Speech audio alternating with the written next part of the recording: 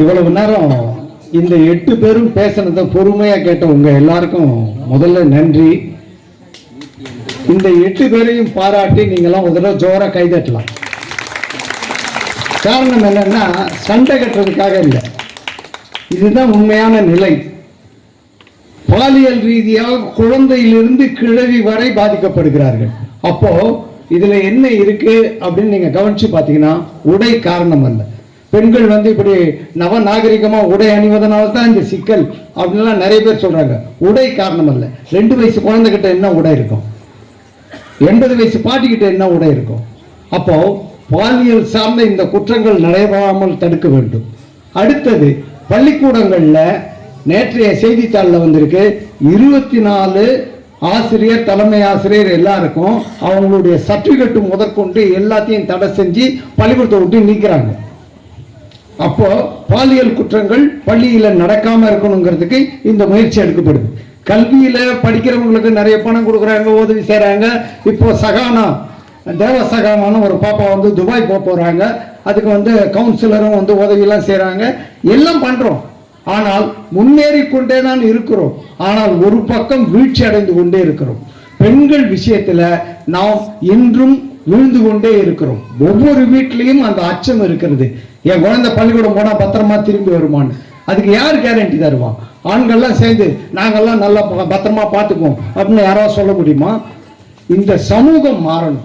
இந்த சமூகத்தின் அந்த இழிவான சிந்தனை போக வேண்டும்.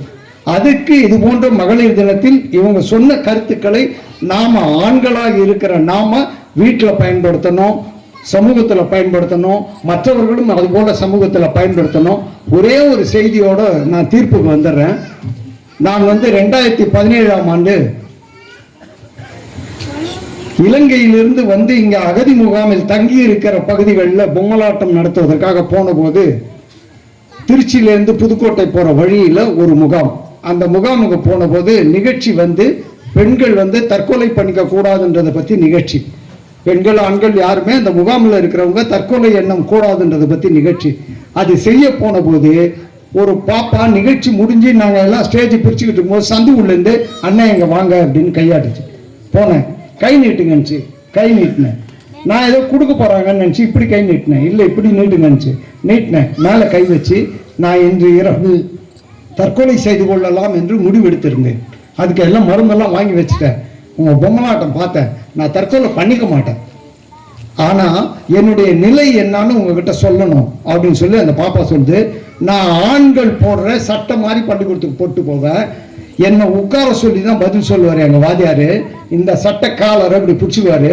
சொல்லு சொல்லுன்னு இந்த சட்டையை இழுப்பாரு. அப்ப என் உடம்பு என்ன ஆகும்னு நீங்க யோசிச்சு பாருங்க. அதனால தான் நான் தற்கொலை பண்ணிக்கணும்னு வந்தேன். அதே மாதிரி எங்க மாமா தான் எங்களுக்கு இங்க எல்லா வசதியும் பண்ணி கொடுத்துருக்காரு. அப்பா இல்ல, அவர் தப்பா நடக்க முயற்சி பண்றாரு. அதனாலதான் நான் தற்கொலை எண்ணத்துக்கு வந்தேன்.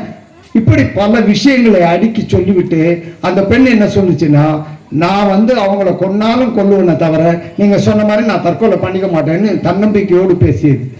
அந்த பாப்பா பேர் தெரியும், எனக்கு எல்லாம் தெரியும். ஆனா இந்த கூட்டத்தில் சொல்றது தவறுன்றதுனால நான் அதை சொல்லலை. இப்படிப்பட்ட சூழ்நிலையில் தான் பெண்கள் இன்றும் இருக்கிறார்கள்.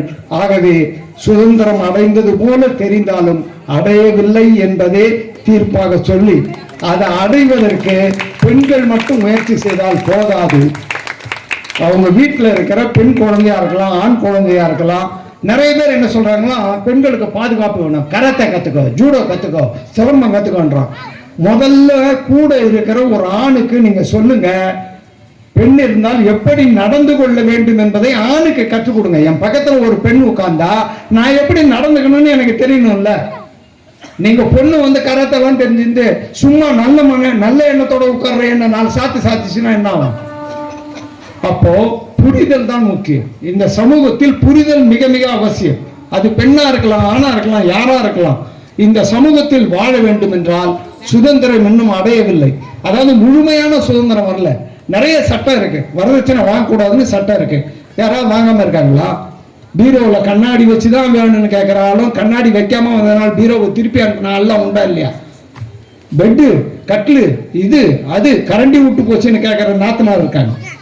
இன்னும் இதுல ஒரு கரண்டி தான் வச்சுக்கிறீங்க, இன்னும் தோசை கரண்டி வரலன்னு. இந்த மாதிரி கேட்கிற ஆளா இருக்காங்களா இல்லையா?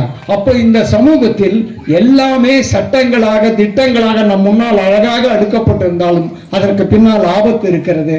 ஆகவே பெண்களுக்கான சுதந்திரம் இன்னும் முழுமையாக வரவில்லை என்பதை சொல்லி இங்கே அருமையாக பேசிய அத்தனை பேருக்கும் என்னுடைய மனங்கனிந்த வாழ்த்துக்கள், பாராட்டுக்கள்.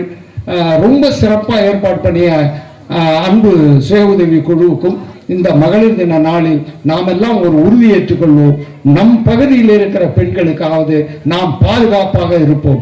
அண்ணனாக, ஒரு தந்தையாக, உறவாக இருந்து அவர்களுக்கான முன்னேற்றத்திற்கு நம்மால் முடிந்த உதவிகளை செய்வோம். உதவியே செய்யலன்னா பரவாயில்ல, தொல்லை பண்ணாம தூரமாவது இருந்து பாருங்க என்று கேட்டுக்கொண்டு இந்த நல்ல வாய்ப்புக்கு நன்றி தெரிவித்து நிறைவு செய்கிறோம். பட்டிமன்றத்தில் பேசிய ஒவ்வொருத்தருக்கும் என்னுடைய மனங்கனிந்த பாராட்டுகளும் வாழ்த்துக்களும். நன்றி, வணக்கம்.